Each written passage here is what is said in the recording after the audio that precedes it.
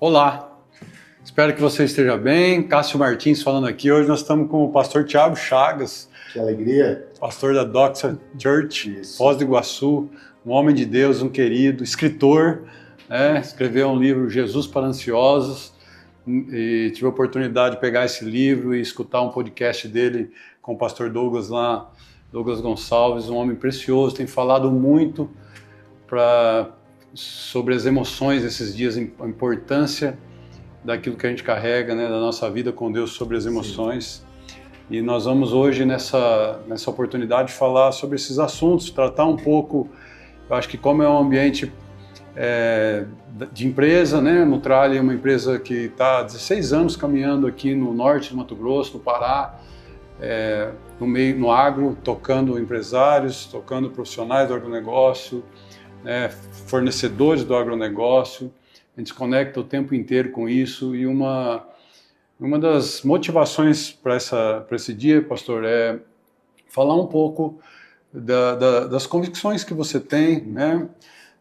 E da importância do relacionamento dessas pessoas. Eu acho que a gente pode falar um pouco disso, daquilo que eu vivo, né, como homem de negócios, da nossa vida com Deus ao conduzir os negócios, né? Desse equilíbrio, dessa busca e da necessidade desse relacionamento com Deus para conduzir os negócios, da importância disso. Eu gostaria que você falasse um pouco sobre isso, porque admiro aquilo que a clareza com que você carrega isso. Eu acho que isso pode trazer muita convicção, né? De repente, de uma nova busca para quem está nos escutando, de uma nova forma de se relacionar com Deus e os negócios. Muito bom, alegria. Obrigado pela recepção tão calorosa, né? Eu tô já querendo quase mudar para Sinop, ficar aqui com vocês, bom. Né? Juliana também. Gente, muito bom estar aqui com vocês. E, Cássio, eu acho que um lugar legal para a gente começar a conversar sobre isso, eu sempre gosto, quando eu falo para empreendedores, dizer o seguinte: um dos grandes pontos que a gente tem é que nós fragmentamos a nossa análise da realidade. A gente separa muito todas as coisas. Isso é fruto da nossa herança grega. Uhum. O Ocidente tem uma influência grega muito grande, e os gregos, eles faziam filosoficamente essas separações, né? O dualismo grego, matéria e espírito, né? Ou então o mundo das ideias, platônico. Daí a gente tem, né, a ideia do método cartesiano, que é dividir para conhecer. Então a gente fica tão especialista numa coisa que a gente desconsidera as outras, né? A gente fica especialista numa parte e esquece o todo. Então sempre que eu falo para um homem de negócio, eu digo para ele o seguinte: olha, quando você está no business exercendo o seu papel como homem de negócios, você está exercendo um papel, mas você é uma pessoa. Sim. Então não tem como a pessoa que está ali fechando o negócio, fechando um contrato, atendendo um cliente, ele é a mesma pessoa que é marido, que é pai, que desenvolve sua espiritualidade, sua confissão de fé. Então não tem como fragmentar isso. Né? Você pode até colocar a roupa do negócio, mas quem está aqui dentro, o seu homem interior é o mesmo. O ser vem antes do fazer, O ser vem antes do fazer. Então, às vezes as pessoas se perdem aqui. Sim. Como a fragmenta? Diz, não, isso aqui é a minha vida profissional. Isso aqui é a minha vida familiar. Isso aqui é a minha vida espiritual. Aí ele acha, ou ela acha, que consegue fragmentar isso, mas isso não existe. Didaticamente você fragmenta, mas no fato é tudo a mesma coisa. Então, se essa pessoa que está exercendo sua função no business, ela não está bem internamente, ela não cuida internamente de si, ela tem uma propensão a não ter longevidade nos negócios. Sim. Entendeu? Esse exercício da profissão, uma hora ou outra, vai explodir em alguma área. Então eu acredito que a primeira coisa é essa, né? A segunda coisa é entender que nós somos seres, como dizia C.S. Lewis, né? Nós somos seres espirituais tendo uma experiência física e não seres físicos tendo uma experiência espiritual. Eu acho que isso... E aí a negação da espiritualidade faz com que a pessoa viva sem alimentar essa área. Então ela fica deficiente. Sim. Então todo homem de negócios que é espiritualizado, que constrói uma espiritualidade saudável, no nosso caso, né, uma espiritualidade cristã, ele vai sair na frente, não só em resultados, mas em longevidade. Uhum. E aí a longevidade na saúde, longevidade na família, longevidade nas ideias, na criatividade. Longevidade integral. Integral. Porque o que eu mais vejo hoje, né? Eu lido com muitos homens de negócios.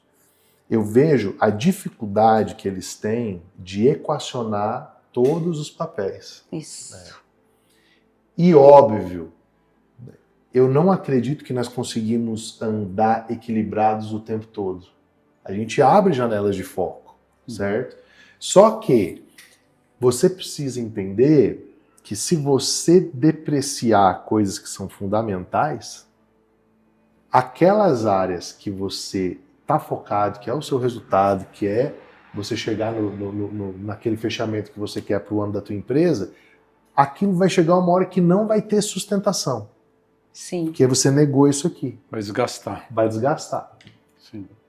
Fica manco. Fica manco. Sim. E é interessante quando você fala de abre umas janelas de foco, né? Porque eu acredito que nunca foi tão evidente, tão necessário a vida com Deus para o homem dos dias de hoje, né? Isso está evidente, é uma expressão dos dias de hoje. A gente escuta falar disso em encontros de negócio, a gente escuta falar disso em ambientes de negócio. E as coisas que antigamente, de certa forma, eram satirizadas, né? Ah, você é religioso demais, ou você é, enfim, né? As pessoas tiravam sarro desse posicionamento nosso. Hoje elas começam a mostrar que é um diferencial, né? Um homem que carrega isso consigo, por ser mais longevo, por conseguir equilibrar mais, ele acaba sendo portador de algo, né, que nós acreditamos que pode ser determinante para as alianças nos negócios, né? E a impressão que eu tenho é que esse tempo que nós vivemos, ele é um tempo apropriado para a gente viver de forma tão íntegra, tão verdadeira a vida com Deus, não só uma vida interesseira no relacionamento, eu vou buscar Deus para alcançar o que Deus pode me dar, não, mas uma vida de dependência total de Deus a ponto de te gerar uma confiança e uma entrega a Ele, né? Que vai começar a expressar coisas que naturalmente no meio corporativo a gente não expressa, né? Então, eu vou muito para fazendas, né? E às vezes conversando em fazendas, a gente começa a falar sobre assuntos da família, né? Do meu parceiro de negócio, sobre os filhos, sobre a dificuldade que ele vive num ambiente político e econômico desafiador, e a gente começa a carregar e falar sobre algo que naturalmente pessoas que não têm uma vida com Deus não vão conseguir trabalhar isso. E essa confiança, essa expressão, né, gera uma paz, uma paz nessas relações, né, que elas vão acabar que transcendem um pouco a relação B2B ou C2C, né, uma relação mais de aliança promovida mesmo por um interesse que vai além do mercantilismo, além do eu compro e você me paga, eu te entrego o que você me dá. É uma aliança que vai além disso, né? Nós estávamos agora numa reunião com o nosso time comercial, né? E eu estava em oração para entender, além da motivação de reunir o time, ter um momento de confraternização com eles, qual era a verdade de Deus para essa empresa, para esses dias, né? E eu orando, o Senhor me deu uma palavra que gerou até um conflito dentro de mim, né? Que a Nutrali não ia viver esses dias. Nós já fomos muito representativos aqui como empresa de nutrição animal, mas que a nossa a representatividade daquilo que nós somos vai mudar um pouco. Nós vamos deixar de ser protagonistas do negócio de nutrição animal para essa região que nós estamos para sermos protagonistas como uma família, nas nossas relações, tanto no nosso meio, né, nossos companheiros, os vendedores, a ADM, a indústria, dentro desse mecanismo que chama-se empresa, né, nas nossas inter-relações, quanto nas pessoas que nós vamos tocar. Eu não sei, se me perguntar hoje, pastor, como é que nós vamos desenvolver isso, principalmente eu que sempre fui muito administrador, naturalmente falando, né? Eu sempre tive muita facilidade para administrar as coisas, né? E gosto disso. Então, controlo, né? Busco bater meta de orçamento, olho tudo com um olho com uma mordomia, às vezes até excessiva, né? Então, subtrair isso, né? E colocar o Senhor adiante disso, falando agora a prioridade sua não é mais ser observado como uma empresa que é representativa no negócio de nutrição, mas como família. Então, subverter uma consciência de negócio como primazia e colocar as relações e os valores, antes de tudo, é um desafio para esses dias, né? Então, eu acho que eu estou falando isso porque quando você falou da desfragmentação, né? Eu acredito muito que quando a gente desfragmenta, né, e a gente alcança esse lugar. Né? E você pensa assim, por exemplo, estava te ouvindo aqui, estava pensando o seguinte,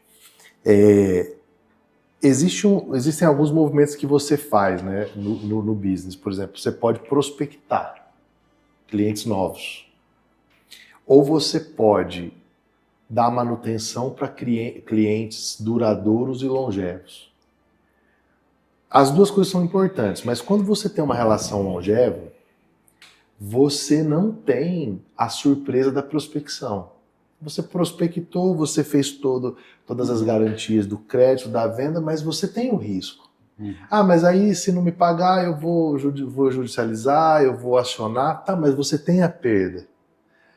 Não é melhor você ter alguém com um valor alto, que você faz negócios por bom tempo e você já sabe que os valores daquela pessoa sustentam essa relação? Muito melhor. Sim. Então, o que eu vejo que o papel da espiritualidade no mundo dos negócios é um papel de expressar publicamente esse conjunto ético que a espiritualidade traz na relação humana. Então, por exemplo, eu tenho uma relação vertical com Deus, eu tenho expressão dessa relação pública com você. Então, o nível de concorrência que eu faço com você não é uma concorrência que quebra meus valores. Entendeu? Então isso protege o mercado, protege da prostituição, protege de tantas variáveis que estragam o segmento. Então, você vê, eu sempre falo, também gosto de dizer uma coisa muito importante, né? Quando a gente olha para a evolução da história econômica do mundo, a gente vê que países como Suíça, França, Inglaterra, Estados Unidos, eles avançaram economicamente com base em pressupostos cristãos. Então, qual era o conceito? O trabalho, para mim, não é só o meu meio de vida, é a minha missão de vida. Então, isso muda tudo. Muda tudo. Eu não trabalho só para ganhar dinheiro, eu trabalho para produzir cultura, eu trabalho para produzir transformação, eu trabalho para produzir uma sociedade melhor. Então, eu estava conversando com uma pessoa essa semana e ela estava me falando de uma experiência que ela teve na Suíça. Eles fizeram uma visita a um museu dos reformadores, né? E por quê? Muitas pessoas que não entendem o movimento da reforma protestante acreditam que foi só um movimento de cisão de catolicismo e protestantismo, mas não. A reforma protestante ela teve um impacto econômico muito grande na Europa nos seus dias. Tanto que Max Weber ele escreve um livro chamado A Ética Protestante e o Espírito do Capitalismo. Por quê? A ética protestante? Porque os protestantes eles acreditavam que não existe separação entre culto e trabalho. O trabalho é um lugar de culto. Então, se eu faço esse celular aqui e eu faço ele mal feito, eu estou fazendo eu estou desagradando a Deus, eu estou fazendo uma expressão de um culto a Deus mal feito. Então os protestantes, eles diziam o seguinte: quer eu coma, quer eu beba, quer eu faça qualquer outra coisa, eu faço tudo para a glória de Deus. Sim. Quem assimilou na sua prática empresarial na Suíça como um case claro disso? A Victorinox, que foi a primeira produtora de aço. Os aços da Victorinox, o canivete suíço, né? Que inventaram o canivete suíço. E aí o que acontece? Então a Victorinox, como uma empresa de raízes protestantes, eles começaram a produzir o melhor aço. E todas as grandes relojoarias, elas passaram a comprar o aço da Victorinox, porque era o melhor aço. Por que eles produziam o melhor aço? Não era só para ser competitivo no mercado. Eles produziam porque para eles produzir o melhor aço era culto, era missão de vida. Para a glória de Deus. Para a glória de Deus. Eu não posso fazer uma coisa mediana. De qualquer jeito. Bom, qual o conceito? Se o Criador de tudo me fez criativo, quando eu expresso a minha criatividade, eu estou falando dele. Eu faço isso de maneira excelente, eu estou falando dele. Aí o que acontece? Esse meu amigo foi visitar esse museu. E aí, lá na Suíça, e o guia estava conversando com ele, aí o guia disse assim, ó, você sabe quem que vem aqui visitar o Museu da Reforma Protestante como processo formativo na sucessão das suas gerações no negócio? Ele falou, não, os herdeiros da Patek Philippe. Nossa.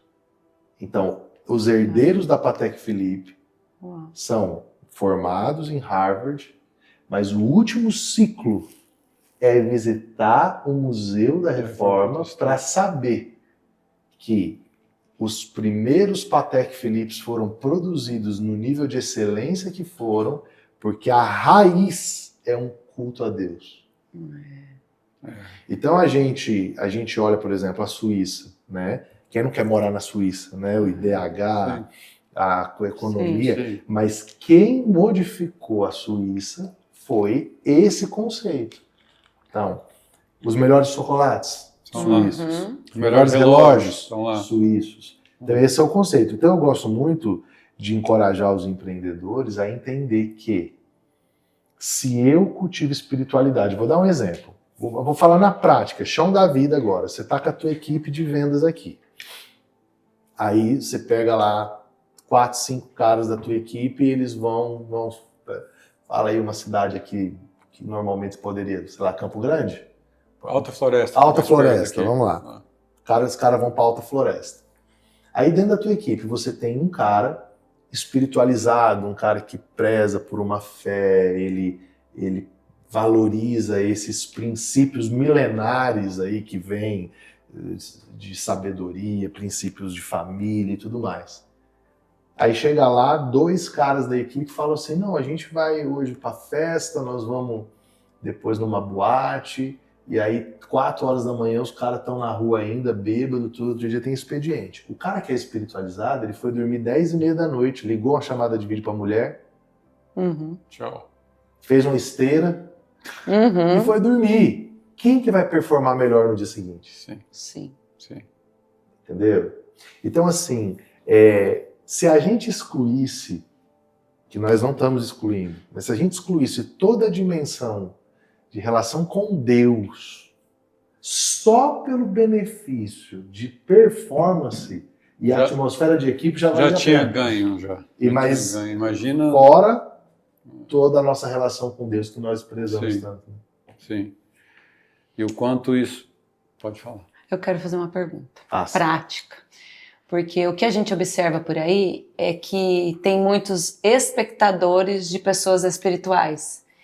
Eles admiram, eles gostam de ficar olhando, mas eles não decidiram ou não sabem o caminho para se tornar uma pessoa espiritualizada. Qual conselho? Ou quais conselhos? Olha, eu acredito que a primeira coisa é você precisa de uma comunidade de fé. Sim. A fé cristã é vivida em comunidade, ela não é solitária. Isso. Então você pode ter o melhor mentor na internet, você pode ter o cara que mais vai te ensinar princípios de Salomão, de prosperidade, sei o quê. Se você não tiver uma comunidade onde você serve, você é instruído, você é visto, Sim. né? A sua vida ela não avança. Então, eu tenho a alegria de liderar na minha comunidade algumas pessoas que têm patrimônios na casa de algumas dezenas de milhões. Só que eles chegam lá na comunidade, muitas vezes eles estão no estacionamento, cuidando do carro. Outras vezes eles estão ajudando a limpar um lugar que foi sujo, um auditório. E ali eles podem expressar coisas que eles não vão expressar no dia a dia. Eles podem se conectar com a vivência simples, né? Eles vão ser vistos. Uma vez, um empresário muito bem sucedido da minha igreja, inclusive do ramo do agronegócio também. Aí um dia eu estava conversando com ele, ele falou assim para mim, nossa, cara, às vezes eu fico triste porque as pessoas muitas vezes não me convidam para festa de aniversário, porque as pessoas ficam pensando assim, mas se eu convidar ele vai vir aqui na minha casa, e a minha casa é isso, a minha casa é aquilo. E ele disse assim, cara, as pessoas não têm ideia de quando eu vou comer um churrasquinho de beira de calçada, um pãozinho com coisa. Cara, pra mim, às vezes faz mais bem do que eu estar comendo, sei lá, no Pobre Juan, lá em São Paulo, qualquer lugar. Então, a gente precisa entender fé comunitária. Segunda coisa, não tem como desenvolver espiritualidade sem oração. Né? Sem a prática da oração. Primeira coisa que os discípulos de Jesus perguntam para ele, em Mateus capítulo 6, é: Senhor, ensina-nos a orar. Né? Então, o que é orar? Orar é falar com Deus. Qual é a oração errada? É a que não é feita. Isso. A oração errada é a que não é feita. Então, ore do seu jeito. Lá na comunidade vai ter alguém que vai te ensinar. Vai ter os seus mentores, né? Então, primeiro, comunidade não ande sozinho. Segundo, ore. Terceiro, consiga uma forma de aprender a palavra de Deus. Eu sempre gosto de ir para a prática. Eu não considero que eu sou mais inteligente do que, por exemplo, Isaac Newton, né, que descobriu as leis de Newton. Você acha? Né? Eu acho que o pessoal que está vendo a gente aqui respeita Newton, né? O Newton cria em Deus e lia a palavra. É uma grande referência. Uma referência, né? Você pega, por exemplo, Blaise Pascal, cria em Deus e lia a palavra. Eu não me considero mais inteligente do que C.S. Lewis. C.S. Lewis lia a palavra. Então, eu não me considero mais inteligente que Davi, o rei Davi. E Davi não só lia a palavra, como ele diz assim, eu escondia a tua palavra no meu coração. Ele vivia ela. Projetava. Então, às vezes hoje, sabe, o Cássio, para terminar, às vezes eu sento assim em algumas mesas, né, e eu fico vendo a pessoa que ela quer usar a espiritualidade como meio de se provar no ambiente do negócio, porque infelizmente tem muito isso hoje, né? É uma espiritualidade de plástico, né? Ela não é profunda, ela não está ali pela motivação certa, mas às vezes eu sento em mesas, por exemplo, vou dar um exemplo clássico, eu tenho um homem que congrega comigo e que ele entrou no país onde ele empreende com $3.000, hoje ele tem um patrimônio milionário. Aí, um dia eu entrei na sala dele, um conglomerado de indústrias muito grande. Aí ele me chamou assim, falou assim, cara, vem cá que eu quero te mostrar um negócio. Ele foi na estante, tirou uma Bíblia velha. Aí ele pegou, botou o dedo e falou assim, esse aqui foi o texto. Que eu li no primeiro dia que eu entrei nessa empresa. Todo primeiro dia do mês, no primeiro horário do expediente, ele reúne todos os funcionários da empresa e faz um culto. Então isso é sabedoria, né? Aproveitando esse gancho, acho que eu vou esticar um pouquinho a corda, tá? Aproveitando esse gancho. Vamos lá. Eu acho que isso que você falou é um exemplo claro de ser esse testemunho desse desse senhor, desse empreendedor que caminha contigo lá, é um testemunho claro de uma pessoa que está sendo formada pela palavra, né? que ele olha para um versículo e escolhe aquilo como uma decisão e abdica ou abnega de todas as suas convicções, né? E como é que é para você isso, sabe? Você contrariar tudo aquilo que o mundo desenha. Nós estamos, por exemplo, falando abertamente aqui, não estamos num ambiente político favorável há alguns anos, né?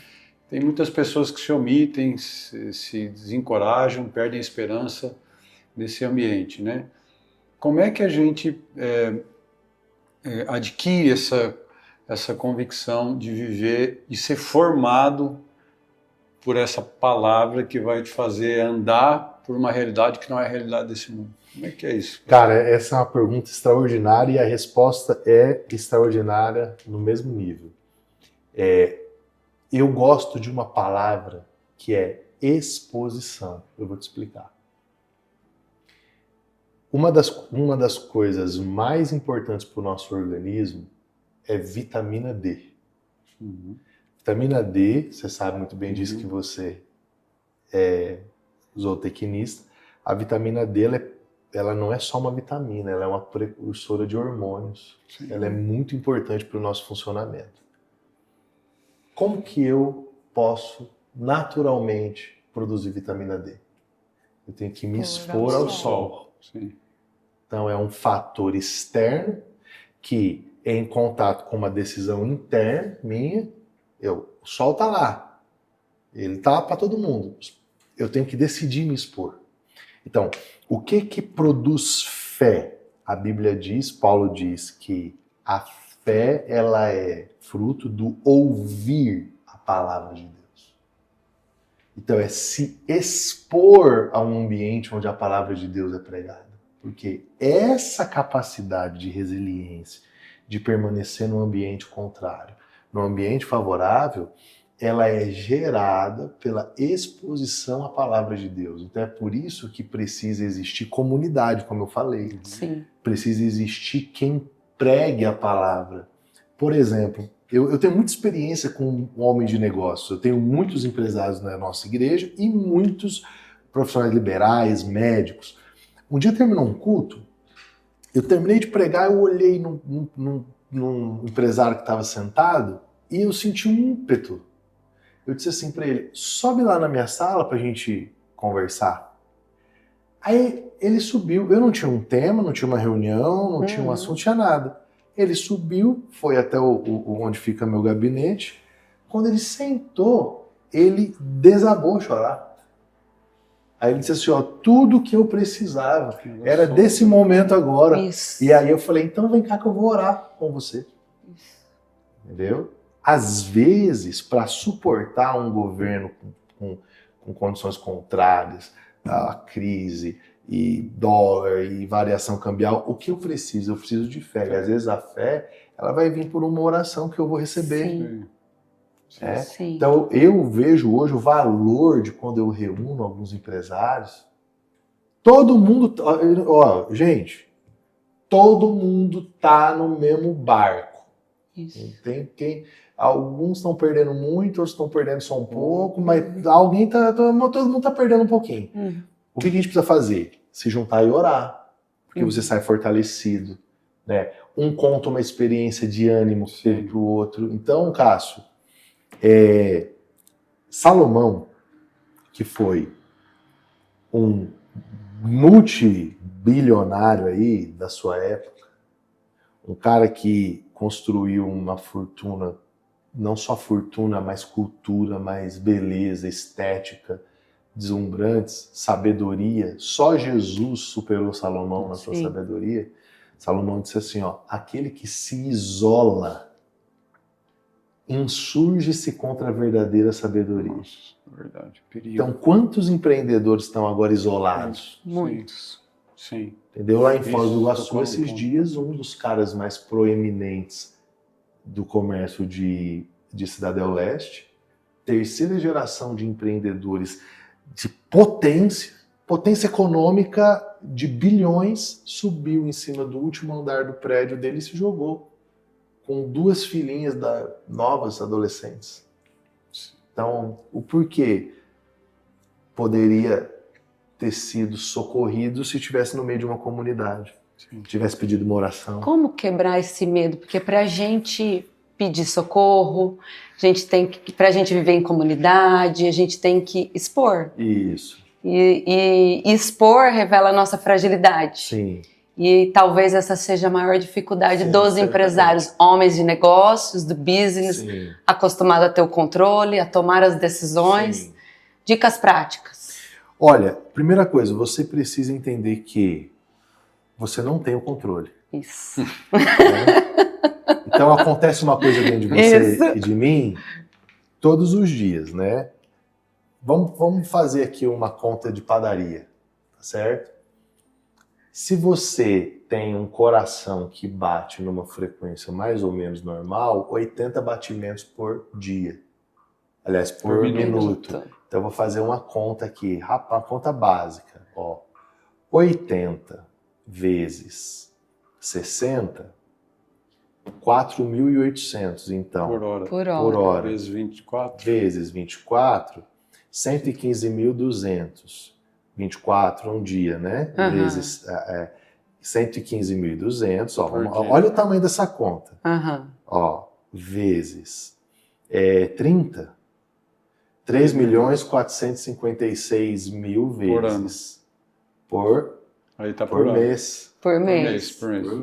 Vezes 12, 41.472.000. Vezes 90 anos a pessoa viver, 3.732.480.000 vezes uma coisa acontece dentro da gente que a gente não controla. Que é o batimento cardíaco. Simples assim. Então por que eu vou achar que eu tenho controle pleno sobre alguma coisa? Eu não tenho. Quem estava pronto para a pandemia? Quem podia prever que... Então, assim, primeira coisa, a gente não tem o controle. Eu acho que todo empreendedor, ele precisa ter um pressuposto de humildade. Isso. Entendeu? Para gerar dependência. Para gerar dependência. Então, assim, cara, eu vou falar abertamente para você. Uma das maiores bênçãos que eu tenho na minha vida é fazer velório. Por quê? Quando eu vou em um velório... Aí vai lá, morreu o pai, mas antes tinha morrido a avó. Aí na hora de colocar o caixão lá dentro da terra, tira um saquinho desse tamanho aqui, que é o crânio e os ossos de quem estava lá antes. Então a gente que é grandão, se resume a isso. Jato e tal, não sei o quê, no fim você vai virar um saquinho desse tamanho aqui, ó. Isso. Uau. Isso aí você pode retardar, todos. Mas vai acontecer. Não tem. E lá no andar de baixo, se a gente cortar... Vamos cortar a cena aqui, Cássio, pro andar de baixo? Não tem Switch Master, não tem Gulfstream, não tem Legacy, não tem nada. É tudo terra. Entendeu? Então, assim, a gente precisa partir do pressuposto do exercício da humildade. Isso. Então, eu não tenho controle, minha finitude é real. 2, como que eu faço? Eu preciso encontrar pessoas em quem eu confie. Isso. Que não veja cifras em mim, mas veja uma pessoa, um CPF. Que me olhe pelo quem eu sou, não porque eu tenho. Isso. Entendeu? Sabe qual que é o problema, cara? Eu, às vezes, vejo que todo homem de negócios, muitas vezes, senta em todas as mesas como se fosse uma rodada de fechamento de alguma coisa. Uau. Então... Quem é que olha para você que está aqui me assistindo e não vê você como um comprador ou um fornecedor? Tem conversas que não é sobre isso. A gente teve uma conversa agora na tua casa ali que não é sobre isso. Sim. Então a gente precisa ter alguém. Sim. Né? Você tem que encontrar. Então, por exemplo, eu acho pessoas assim, pessoas como vocês que cuidam de outras pessoas sem interesse nenhum. Olha, isso é um lugar de segurança, né? E aí a terceira coisa que eu acho muito importante, investir seriamente em um conhecimento que não seja somente da área que você atua. Então, por exemplo, você atua com nutrição animal, com engorda de gado. Você não pode saber só disso. Você precisa saber de emoções, de limites, você precisa saber de traumas, porque isso vai fazer com que você veja essas áreas da sua vida, a gente chama de janela de Jari, né? Aquilo que está aqui, que os outros veem, mas você não vê, é o alface no dente. E vai fazer com que você consiga ter uma visão mais completa da sua vida. Então eu acredito que se for andando sozinho, sua pergunta, não tem condições. Pegando esse gancho aí, falando a respeito de emoções, né? Eu, como já disse aqui, achei muito apropriada e muito clara a forma que você falou no seu livro, Jesus para Ansiosos. Eu tive uma depressão, né? 5 anos atrás, 2017, 2018, né? Então estou falando de 7, 8 anos atrás, gerada por uma ansiedade demasiada, né? Aquela ansiedade não foi tratada nem do ponto de vista médico e também não consegui perceber isso e acabou desencadeando uma depressão profunda. Depois de diagnosticado, eu passei por um tratamento de 2 anos, né? O tratamento médico me ajudou muito na cura da minha depressão, mas também tive muita fé, né, no meu momento de angústia, e tive uma convicção de que o próprio Jesus também me tirou de um lugar que eu não conseguia sair sozinho. E vejo isso como um problema muito latente no nosso meio hoje, né, essa questão emocional. Eu gostaria de entender um pouco como é que você enxerga isso, pastor, essa questão da medicina. Esse é um ponto muito... né? A medicina, a espiritualidade, a fé, a sua fé, a vida com Deus e as suas emoções. Como é que você... Tá, eu sofro, eu tenho um diagnóstico, ou não sofro, mas eu me sinto cansado, porque tem muita subclínico nisso, né? Tem muita gente que convive com o problema da emoção, mas não trata, porque não teve um diagnóstico, não submeteu ao diagnóstico médico, enfim. Qualquer problema, qualquer pessoa que já tem o diagnóstico, aqui não tem, mas que está com as emoções desestruturadas, como é que ela vive essa conexão, né, essa exposição em relação à fé, ao tratamento médico e o cuidado? Como é que você vê essa... Eu acredito que a primeira coisa que todos nós precisamos é admitir as nossas dores. A gente não admite. Humildade de novo. Humildade de novo. Então, assim, eu fui fazer uma consulta com um otorrino, que eu estava com um probleminha aqui na minha laringe, né, de tanto falar, então eu precisava fazer um exame para poder ir para a fono. Aí conversa vai, conversa vem, ele olhou para mim e falou assim, ó, teve um cara que veio aqui uma vez, eu diagnostiquei ele com um tumor de laringe. E sabe o que ele fez? Ele ficou tomando amoxicilina, porque ele dizia que era só uma infecção de amígdala. Uau. Qual foi o resultado? Morreu.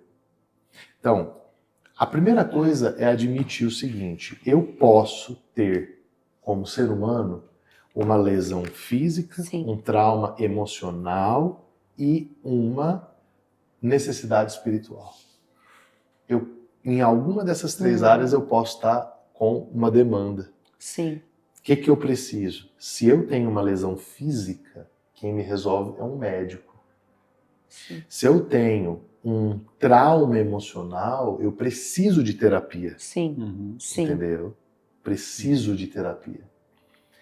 Se eu tenho uma demanda espiritual, eu preciso de uma liderança espiritual. Preciso de alguém que me conduza na espiritualidade. O que eu, de novo, observo no mundo da alta performance? Ninguém quer parar para fazer a revisão. Parar é prejuízo, entendeu? Sim. Eu faço uma pós-graduação em neurociências na PUC do Rio Grande do Sul. E aí eu tive uma aula com um professor de Harvard e ele dizendo que ele dá uma aula chamada Cultura da Felicidade. E ele disse que ele foi em Wall Street, nas bolsas lá de valores, e ele disse o seguinte, olha, eu vou propor para vocês uma jornada, que em uma hora vocês deem uma pausa para respirar, Uau. Olhar para um lugar verde, olhar a natureza e voltar. Uma pausa de 3 minutos. Porque isso vai fazer bem para você baixar o seu índice de estresse e tudo. Sabe qual foi a resposta que a maioria deu para ele? Não Eu dá não tempo. tenho 3 minutos. Entendeu? Então, Uau. o problema é esse. Aí eu acho o seguinte, a primeira coisa é definir que marcha você vai andar. Sim. Né? A nossa jornada não é uma corrida de 100 metros, ela é uma maratona. Uhum. Então tem que definir a marcha. Diagnosticar corretamente, definir a marcha. Agora, eu te diria, Cássio, mais no centro talvez do que você me perguntou, é que se eu nego a espiritualidade na minha percepção, e não é só minha, eu tenho um vasto arsenal aí de base teórica para isso, eu não consigo ordenar as outras coisas. Tem um psiquiatra chamado Viktor Frankl. Ele passou pelo processo de ser uma pessoa no campo de concentração do nazismo. Uhum. E ele desenvolveu uma linha de terapia chamada logoterapia, que é a terapia dual, espiritualizada, né? E ele tem um livro maravilhoso chamado Em Busca de Sentido. E ele diz nesse livro que lá no campo de concentração ele percebia que as pessoas que tinham um sentido para a vida, elas sobreviviam ao campo de concentração. Uau. As que não tinham sentido desistiam na caminhada. Desistiam. Então, falando de médicos, você sabe que eu lido com muitos médicos, né? Eu fui inaugurar a clínica de um médico muito precioso e muito querido que eu tenho, uma clínica no centro médico mais top de Foz do Iguaçu, uma clínica incrível, materiais de ponta. No fim de tudo, nós fomos orar e ele olhou para mim e disse assim: pastor, eu estou aqui, estou feliz por essa conquista, tudo que está aqui é do bom e do melhor, mas eu quero dizer para você, eu preciso atender as pessoas que nunca poderão entrar aqui. Isso. Meu Deus. Sentido. Então eu quero... Propósito, né? É o propósito. Então, o que eu sempre digo para todo empresário, se a sua empresa fechar hoje, o que você continuaria fazendo que você faz hoje se a sua empresa não existisse mais? Se não tivesse o recurso... que não tenho mais recurso, não tenho mais os funcionários, não tenho mais a rotina, não tenho mais nada. Sim. Acabou tudo. O que eu continuaria fazendo? Esse aqui é o seu sentido. O que sobra, né? É o que te sustenta, é o que está ali e é a razão pela qual você faz. Então eu acho que todo empresário precisa dar sentido. É como aquele azeite que sobrou no frasco, né? Que encheu as botijas, Exato. que ela encheu com o que sobrava, não com o que, né? Aquela passagem bíblica, né? Fala. Então tem que dar um sentido, né? Sim. Qual o sentido da tua vida empresarial? Sim. Qual que é o sentido da medicina? O sentido do trabalho. Se é a glória de Deus, então a minha empresa fechou, eu vou continuar carpindo o lote para a glória de Deus, eu vou limpar a casa para a glória de Deus e ponto. Então, partindo desse pressuposto, a resposta é: nós temos que tratar cada causa com o seu... Cada causa do problema, se é espiritual, a liderança, se é saúde física, né, o médico em relação à saúde física, né? São as emoções, os médicos das emoções, né? E se submeter, então, à ordenação, que é o próprio Deus que ordena todas as coisas antes de tudo, né? Então, eu acho que esse é o caminho para equacionar esses problemas que a gente vive nesses dias de emoções. Muito bem. Quando a gente fala de emoção, é algo muito subjetivo, é difícil, né? De até se perceber. Tem alguma dica prática? Sim. Como se olhar, como se perceber antes de chegar numa depressão, antes numa crise de pânico? Sim. Qual que é a dica de $1 milhão? Aprenda a dar nome para os seus sentimentos. Isso. Uau. Nomeie. A maioria esmagadora das crianças não sabe nomear. Não sabe estar triste, e essas crianças crescem e se tornam adultos que não sabem nomear. Então, o que é que você sente? O que é medo? O que é nojo? O que é dor? O que é tristeza? O que é rejeição? Entendeu? Tem que dar nome. Como você está se sentindo? Dê nome. Uma vez eu estava dando uma palestra, foi uma das cenas mais emblemáticas que eu vi. Eu estava dando uma palestra corporativa. E aí eu fiz uma dinâmica. Eu peguei uma folha e disse assim, ó, eu peguei 3 pessoas, coloquei aqui, as que tinham mais idade no auditório. Aí peguei mais 3 voluntários. Aí eu disse assim, vem aqui na frente, você. Aí dei uma folha de papel aqui para esse, para esse e para esse. Disse assim, ó, você vai olhar para ele aqui e ele vai representar o seu pai. Ela vai representar a sua mãe e assim por diante. Você vai pegar esse papel agora e você vai olhar para ele nos olhos, você vai imaginar o seu pai e você vai escrever aqui os 3 principais sentimentos que você tem quando você olha para ele. Uau. Sabe o que aconteceu? Todos começaram a chorar porque ninguém sabia. Eles só sentiam, eles não sabiam escrever. Não sabia dar nome. Eles não sabiam.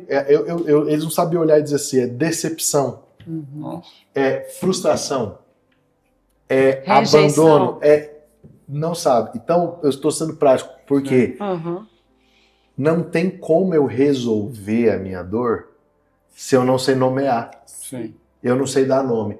E aí a terapia é muitíssimo importante, porque quem conduz você nisso? Um bom terapeuta. Isso. Né? Ele vai te ensinar a entender qual é o nome disso. Depois, né? Qual a raiz disso. Então eu acredito que assim, o básico do básico, eu faço com as minhas filhas. Entendeu? Às vezes a Júlia vive uma situação, né, que é a mais velha, aí ela vem chorando. E quando ela chega chorando para mim, eu pergunto, filha, qual é o nome do que você está sentindo? Aí no início, aí hoje ela consegue, papai, é que as meninas, papai, elas, lá do condomínio, elas foram brincar e elas não me chamaram. Aí eu digo, então você está se sentindo rejeitada? É isso? Aí ela, papai, é rejeitada. Eu digo, então, nós vamos entender agora. Se isso é só um sentimento seu e elas não fizeram isso, ou se elas tiverem feito isso mesmo, então você vai lá agora, eu vou ficar aqui fora te olhando, e você vai dizer para elas como você se sentiu. Isso. Porque aí eu estou dando o segundo passo. Quando eu nomeio para mim, eu tenho que nomear para quem causou. Isso. Porque isso é liberdade. Isso, então assim, cara, você me ofendeu. Sim. E se eu decodifiquei que o sentimento foi ofensa, eu posso dizer para você, Cássio, ó, aquele dia, aquela hora, essa conduta que você teve me ofendeu. Entendeu? Na verdade, eu não só posso, eu devo. Por quê? Porque quando eu faço isso, eu tiro daqui de dentro e ponho aqui. Sim. Isso. E tira da fantasia da nossa mente também, né? Porque às vezes você vai falar, a pessoa nem imagina que ela te ofendeu. Aí ela pode te pedir perdão e aí nem vai mais ficar aqui, vai ser tirada da... Descarta. E aí você vai fazendo essa reciclagem. Isso. Sim. Certo? Agora, vamos voltar à página. Se o empreendedor está aqui isolado, não conversa com ninguém, não tem um mentor, não tem um terapeuta, não se expõe à palavra de Deus. Sim. Como é que ele vai dar nome porque ele está sentindo? Não consegue. Não consegue. Não consegue. E vai só acumulando. Porque não sai sozinho. Esse sentimento ele não desaparece. Não sai. Aí o que acontece? Somatiza. Somatiza. O que a boca cala, o corpo fala. Isso. Então daqui a pouco tá com gastrite, daqui a pouco tá com úlcera, daqui a pouco engorda, daqui a pouco tá com artrite. E aí assim sucessivamente. Até que vai chegar uma hora que isso vai virar o quê? Um câncer. E vai se acumulando, né? Então tem que dissipar isso. Né? Muito legal. Bom, né? Muito legal. É a minha última pergunta. Eu acho que eu ia te falar assim, ó, para finalizar, né? Dê uma palavra de esperança para quem está nos escutando, mas não. Eu vou fazer uma outra pergunta para a gente finalizar, quem sabe, com isso.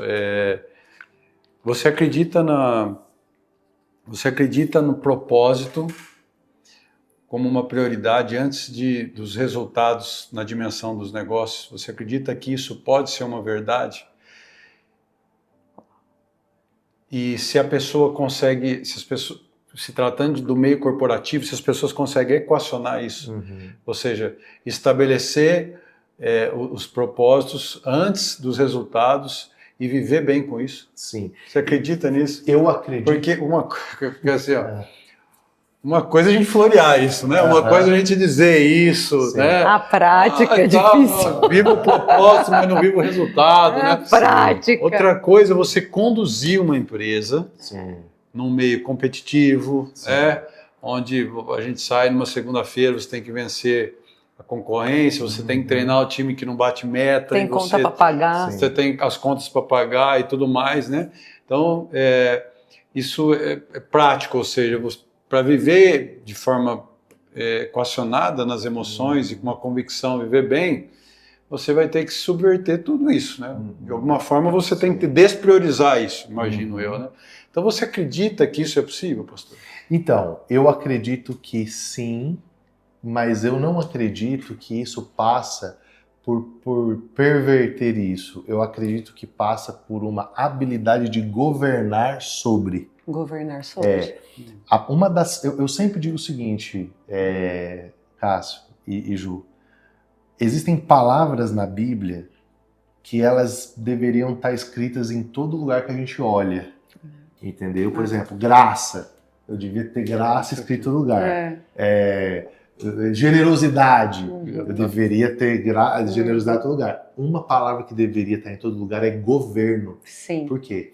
Quando Deus cria o homem, a Bíblia diz assim, Deus criou Deus o homem, macho e fêmea os criou e disse: crescei, multiplicai, enchei a terra, sujeitem-a, governem sobre ela.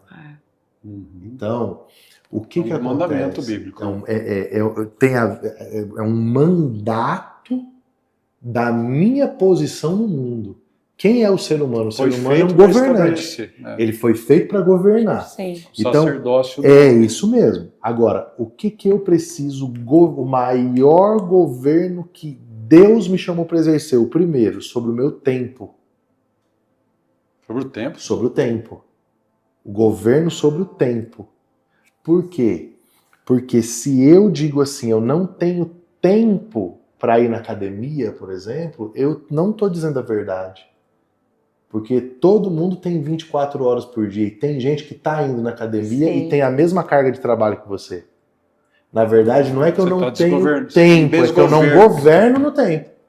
Eu não consigo ter o tempo suficiente para determinadas